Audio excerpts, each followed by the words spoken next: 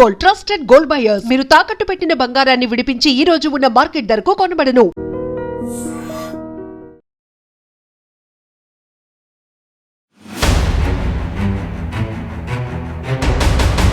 నమస్కారం, welcome to IT media. నేను మీ సంగీత. Nashik family కోర్టులో ఒక భర్త విడాకుల కోసమని దాఖలు చేసుకున్నారు. దానికోసం అతను చూపించిన సాక్ష్యాలు ఏంటంటే వాట్సాప్లో కన్వర్జేషన్ అంతా కూడా దాంట్లో ప్రొడ్యూస్ చేయడం జరిగింది. అయితే అప్పుడు దాన్ని పరిగణలోకి తీసుకున్న ఆ ఫ్యామిలీ కోర్టు విడాకుల కోసం అని చెప్పేసి విడాకుల మంజూరు చేస్తూ ఆ డిగ్రీని రిలీజ్ చేసింది. భార్య దానిపైన ఎంత వాదనలు వినిపించాలని ప్రయత్నం చేసినా కూడా కింది కోర్టు పట్టించుకోకపోవడంతో భార్య ఏం చేసింది అని అంటే ఇమీడియట్గా హైకోర్టుని ఆశ్రయించేసి నాకు ఇలా వాట్సాప్ చాట్ త్రూనే విడాకులు అనేది మంజూరు చేయడం జరిగింది. దీని మీద నేను సుముఖతగా లేను. నా దగ్గర కొన్ని ఆధారాలు ఉన్నాయి, నా దగ్గర కొన్ని ఎవిడెన్సెస్ ఉన్నాయి. నేను అవన్నీ కూడా ప్రొడ్యూస్ చేసేసి నా భర్త చేసిన పనులు కూడా నేను చెప్పాలనుకుంటున్నాను. నేను భర్తతో కలిసి ఉండాలని అనుకుంటున్నాను అని చెప్పేసి హైకోర్టులో తన వాదనలు వినిపించిన వెంటనే ఇమీడియట్గా ముంబై హైకోర్టు ఏం చేసిందంటే ఆ నాసిక్ ఫ్యామిలీ కోర్టు తీరుపైన తప్పుబడుతూ అలా ఎలా మీరు ఒక వాట్సాప్ చాట్ను బేస్ చేసుకొని విడాకులు అనేది మంజూరు చేస్తారు, ఇది ఎంతవరకు న్యాయం కాదు. ఖచ్చితంగా మీరిద్దరు కూడా ఈ ఫ్యామిలీకి సంబంధించింది అంటే ఇది 2025 మేలో ఇది ఫ్యామిలీ కోర్టులో కేసు అనేది వెళ్ళిన తర్వాత వాళ్ళంతా కూడా దీన్ని పరిశీలించేసి వాట్సాప్లో ఉన్న వాటిని మాత్రమే బేస్ చేసుకొని విడాకులు ఇచ్చారు కదా. ఇమీడియట్గా మీరు ఈ కేసును ఓపెన్ చేసేసి వారి యొక్క వాదనలు వినాలి అని చెప్పేసి కింది ఫ్యామిలీ కోర్టుకి ముంబై హైకోర్టు సూచించడం జరిగింది. ఇక వారికి ఏవైతే విడాకులు మంజూరు చేసిందో కింద కోర్టు ఫ్యామిలీ కోర్టు దాన్ని రద్దు చేసేస్తూ మళ్ళీ వీరి వాదనలు అంటే ఇప్పుడు భార్య ఏ వర్షన్ చెప్పాలనుకుంటుంది, భర్త ఏ వర్షన్ చెప్పాలనుకుంటున్నారు, ఎందుకోసం విడాకులు కోరుకుంటున్నారు, అసలు భర్త విడాకుల కోసం కోరుకోవడానికి కారణాలు ఏంటి, ఆ వాట్సాప్ చాట్లో ఏమున్నాయి, తర్వాత ఈఎంఐ దగ్గర ఏమేమి ఎవిడెన్సెస్ ఉన్నాయి అని చెప్పేసి ఇప్పుడు ఆర్గ్యుమెంట్స్ అనేవి రన్ అవుతాయి. ఇప్పుడు ఇటు వైఫ్ కానివ్వండి, ఇటు హస్బెండ్ కానివ్వండి, ఇద్దరు కూడా అడ్వకేట్ని హైర్ చేసేసుకొని వారి వాదనలు వినిపించేసుకొని అప్పుడు విడాకులు ఇవ్వాలా వద్దా అనేది కోర్టు డిసైడ్ చేస్తుంది. అంటే అక్కడ ఏం తప్పులు ఉన్నాయి, ఏమున్నాయి, ఎవరి దగ్గరే లోపం ఉంది, ఎందుకోసమని విడాకులు వీరు కోసం రావడం జరిగింది అనేది కూడా పూర్తి స్థాయిలో పిల్లలుంటే వారి యొక్క పరిస్థితి ఏంటి, వీరి యొక్క ఫినాన్షియల్ స్టేటస్ ఏంటి, ఇవన్నీ కూడా మొత్తం కూడా పరిశీలిస్తారు. ఇది ఉంటుందంటూ. అయితే వాట్సాప్ చాట్ త్రూ విడాకులు అనేవి ఎట్టి పరిస్థితుల్లో ఇవ్వలేము అని చెప్పేసి హైకోర్టు స్పష్టం చేసింది. కాబట్టి కోర్టుకు వెళ్ళేటప్పుడు ప్రతి ఒక్కరు ఏం చేస్తారంటే నా దగ్గర ఆధారాలు ఉన్నాయి, నా దగ్గర ఆడియో రికార్డింగ్స్ ఉన్నాయి, వీడియో రికార్డింగ్స్ ఉన్నాయి, తర్వాత నెక్స్ట్ చాట్ ఉంది అని చెప్పేసి ఏదో అంటారు. కానీ దాన్ని బేస్ చేసుకొని ఎట్టి పరిస్థితుల్లో విడాకులు అనేవి ఇక మీదట ఇవ్వబోరు అనేది గుర్తుపెట్టుకోండి.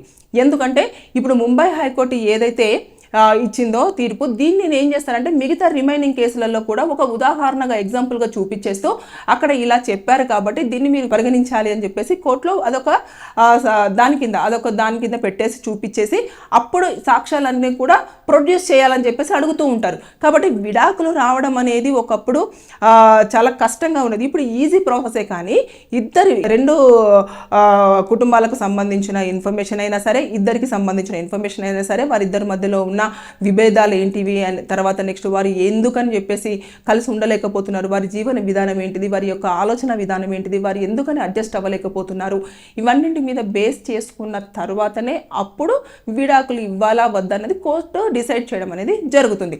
అంతేకాని చాలామంది ఏం చేస్తున్నారంటే ఏముందిలే విడాకులు ఇప్పుడు నేను కలిసి ఉండను అని చెప్పేసి అంటే కోర్టు ఏం చేస్తుంది, కోర్టు ఖచ్చితంగా విడాకులు ఇవ్వాల్సిందే అంటే కొన్ని సందర్భాల్లో మాత్రమే కోర్టు మీకు వ్యతిరేకంగా ప్రవర్తించి మిమ్మల్ని కలిసి ఉండాలని చెప్పడం జరుగుతుంది. ఎలాంటి సందర్భాలు అంటే పిల్లలు ఉన్నారు, మీ దగ్గర ఫినాన్షియల్ స్టేటస్ చాలా బాగుంది, ఇక్కడ ఈ అమ్మాయి చదువుకోలేదు, ఎర్నింగ్ స్టేటస్లో కూడా లేదు, కాబట్టి అలాంటి సమయాలలో ఏం చేస్తారు అని అంటే కలిసి ఉండేలాగానే కౌన్సిలింగ్స్ అనేవి ఇవ్వడం జరుగుతుంది. దాంతోపాటు కేసు అనేది కూడా కొన్ని రోజుల పాటు ఎక్కువగా ట్రావెల్ చేపిస్తూ ఉంటారు. రీజన్ ఏంటి అంటేను రాను వారిద్దరి మధ్యలో అంటే ప్రీవియస్లో జరిగిన కొన్ని సంభాషణలు అయినా ఉండొచ్చు, లేదు అంటే వారిద్దరి మధ్యలో ఉన్న రిలేషన్షిప్ అయినా ఉండొచ్చు, లేదంటే పిల్లలను చూస్తున్నప్పుడైనా వారి యొక్క పరిస్థితులు మారిపోవడం కానివ్వండి, లేదా ఆలోచన విధానం మారిపోవడం కానివ్వండి, ఇలాంటివి జరిగి సరే ఇంకెందుకులే కలిసి ఉందాము, ఇన్ని సంవత్సరాలు అయిపోయింది కదా, ఇన్ని రోజులు అయిపోయింది కదా ఇంకే అని చెప్పేసి వారు ఒక అగ్రిమెంట్కి వస్తారు అన్న ఉద్దేశంతో ఒక ఫ్యామిలీని విడదీయొద్దు అన్న నెపంతో ఇలాంటి యొక్క కొన్ని కేసులలో కీలకంగా ఇలాంటివి కూడా ఫాలో చేస్తూ ఉంటారు. కానీ ఏదేమైనా సరే కానీ వాట్సాప్లో ఉన్న చాటు ఆధారంగానే నాసిక్ ఫ్యామిలీ కోర్టు ఇచ్చిన డివోర్స్ డిగ్రీని ముంబై హైకోర్టు తప్పుపడుతూ ఇక మీదట వాట్సాప్ చాట్ను బేస్ చేసుకొని విడాకులు ఇవ్వద్దు అని చెప్పేసి చాలా క్లియర్గా మెన్షన్ చేసి వారికి వార్నింగ్ ఇవ్వడంతో పాటు ఆ కేసును మళ్ళీ ఓపెన్ చేసేసి వారి యొక్క వాదనను వినాలి, భర్త తరపున భార్య తరపున వాదనలు విని నిజాలు తేల్చుకోవాలని చెప్పేసి చాలా స్పష్టం చేసింది. కాబట్టి ఈ కేసు మళ్ళీ ఓపెన్ అయిపోయింది. ఫ్యామిలీ కోర్టులో మళ్ళీ హియరింగ్ రన్ అవుతూ ఉంటుంది. ఈ విధంగా చాలామంది ఏం చేస్తారు అంటే విడాకులు అంటే చాలా ఈజీ ప్రాసెస్ అని చెప్పేసి అనుకుంటారు. కాదు, కోర్టు దగ్గరికి మీరు వెళ్ళేసి విడాకులు అప్లై చేసుకున్నప్పుడు దానికి సంబంధించినవి ప్రతి ఒక్కటి చాలా క్షుణ్ణంగా మీ దగ్గర ఉండాలి. దాంతోపాటు వారు ఏది అడిగినా అంటే ఆపోజిట్ ఉన్న అడ్వకేటు అడిగే ప్రతి ఒక్క దానికి మీరు ఆధారాన్ని చూపించాలి. అంటే ఆరోపణలు చేయడం ఒకటైతేను దాన్ని మీరు చూపించాల్సింది కూడా మీ బాధ్యతనే. ఏదో ఆరోపణలు చేస్తారు, ఇలా ఉంది, అలా ఉంది, అలా చేస్తుంది, ఇలా చేస్తుంది అని ఓరల్గా చెప్పడం వేరు, కానీ ఇలా ఉంది అని చెప్పేసి మీరు ఎవిడెన్స్ రూపంలో చూపించడం వేరు. వీటిని బేస్ చేసుకొని మాత్రమే కోర్టులు తీర్పులు అనేవి వెలువరచడం జరుగుతుంది. కానీ ఈ మధ్య కాలంలో ఎక్కువగా విడాకులు అనేవి తొందరగానే రావడం జరుగుతుంది. వారి దగ్గర ఉన్న ఎవిడెన్సెస్ అయితేంటి, వారు వెళ్ళే విధానం అయితేంది, లీగల్గా కొన్ని స్టెప్స్ ఏవైతే ఉంటాయో అవి కరెక్ట్గా పిన్ టు పిన్ మంచిగా నీట్గా క్లియర్గా అడ్వకేట్స్ సజెషన్స్తో తీసుకుంటే మీరు దాని నుంచి మీరు ఫేస్ చేస్తున్న ప్రాబ్లం నుంచి బయటకు వచ్చేసి మీరు హ్యాపీ లైఫ్ని లీడ్ చేయడానికి స్కోప్ ఉంటుంది.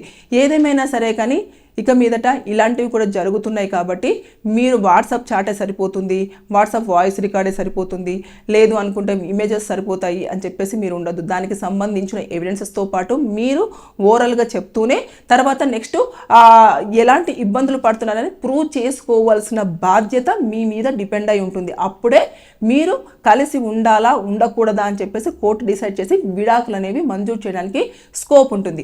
అంతే తప్పించి విడాకుల కోసం ఊరికనే వేసేసుకొని రావడం జరిగింది, నాకు విడాకులు వచ్చేసాయి అంటే కాదు. విడాకులు అయిన తర్వాత కూడా కొన్ని సందర్భాలలో కేసును రీఓపెన్ చేయించడానికి వారు ఒక పర్టికులర్గా ఒక ఎవిడెన్సెస్ తీసుకొని వచ్చి కనుక కోర్టులో వాళ్ళకు పిటిషన్ వేశారంటే మళ్ళీ ఆ విడాకులు కూడా క్యాన్సిల్ అయిపోయి ఇమీడియట్గా ఆ కేసు మళ్ళీ రీఓపెన్ కూడా అవుతుంది. ఇవన్నీ చాలామందికి తెలియకుండా ఏదో వేసామా, విడాకులు వచ్చేసాయా, వెంటనే పెళ్లి చేసుకున్నామా అని చెప్పేసి అనుకుంటారు. కానీ చాలా జాగ్రత్తగా మీరు అన్నీ తెలుసుకున్న తర్వాత క్లియర్ అయిపోయింది అని చెప్పేసి మీకు ఒక స్పష్టత వచ్చిన తర్వాతనే సెకండ్ మ్యారేజ్ చేసుకోవాలి. లేదు అనుకుంటే ఇటు వచ్చిన అమ్మాయి ఇబ్బంది పడుతుంది, మళ్ళీ మీరు ఇబ్బంది పడతారు. తర్వాత నెక్స్ట్ ఈ మొదటి వైఫ్ ఎవరైతే ఉంటారో ఆవిడ వల్ల కూడా ఇబ్బంది జరుగుతుంది. ఈవిడ కేసేస్తుంది, ఆవిడ కేసేస్తుంది.